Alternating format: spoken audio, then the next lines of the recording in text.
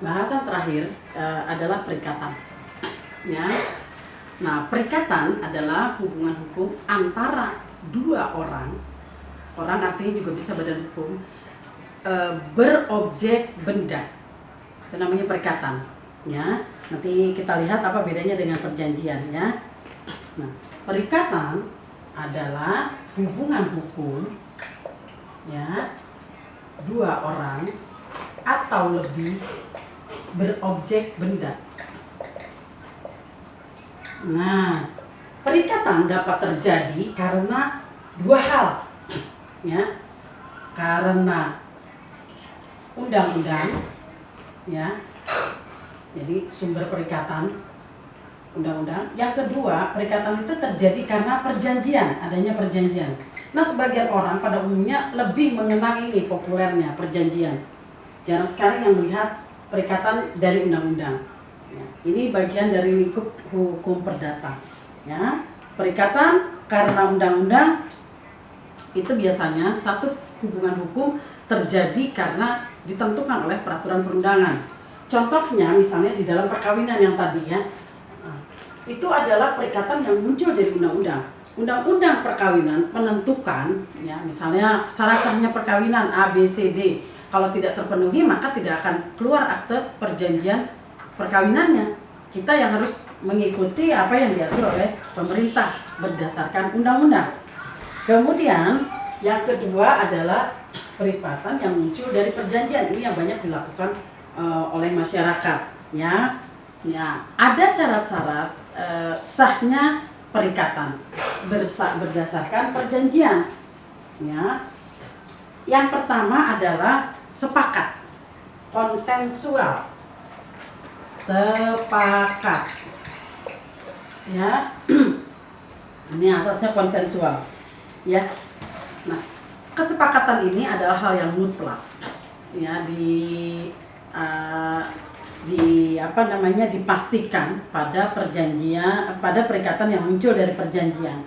Ya, harus mempunyai kehendak yang sama, yang disepakati bagian-bagian pokoknya dan bagian-bagian aksesorisnya. Kemudian yang kedua adalah cakat hukum. Orang yang melakukan perjanjian haruslah subjek hukum.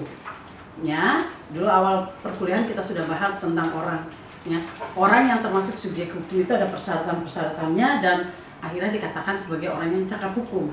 Ya, orang yang membuat perjanjian itu haruslah cakap hukum. Yang ketiga, harus suatu hal, harus ada objeknya, ya, harus suatu hal tertentu. Ya, inilah objek. Ini objeknya adalah benda. Dalam hukum perdata, objek hubungan hukum harus dalam bentuk benda. Benda itu harus dapat dinilai dengan uang, ya. Nah, kemudian yang keempat adalah sebab yang halal. Sebab yang halal. Nah, ini bukan dalam pengertian pada hukum Islam. Artinya sebab yang halal itu adalah tidak mengganggu ketertiban umum. Yang kedua, tidak melanggar undang-undang. Yang ketiga, tidak melawan susila. Itu yang dimaksud sebab yang halal. Bukan dalam pengertian hukum Islam, ya. Itu harus dicatat. Jadi ini harus dipenuhi untuk menyatakan bahwa suatu perikatan itu sah, ya. Suatu perikatan yang bersumber pada perjanjian itu sah. Nah, ada beberapa jenis-jenis perikatan yang biasa dilakukan di masyarakat. Yang penting isinya ada objeknya, ada timbal baliknya, dan terpenuhilah semuanya ini, ya. Contohnya adalah perjanjian jual beli, ya. Ada perjanjian jual beli, ya, kemudian perjanjian sewa menyewa, kemudian ada pemberian hibah, ya, kemudian persekutuan, ada pemberian kuasa, ya. Itu harus memenuhi semua syarat sahnya perjanjian. Syarat sahnya perjanjian, ya. Perjanjian apapun harus memenuhi syarat sahnya perjanjian.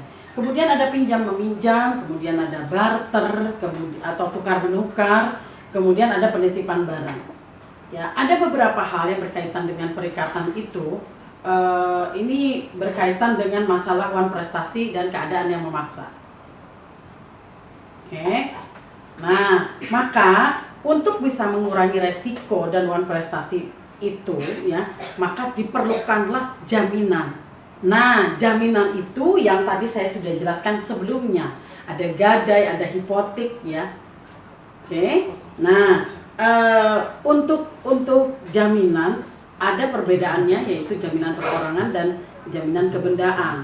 Ya, ada yang berupa orang yang menjaminkan atau merekomendasikan atau memberikan jaminan bahwa orang ini mampu untuk membayar hutang, dan yang kedua adalah jaminan kebendaan yang tadi saya bahas sebelumnya, hak-hak kebendaan. Oke.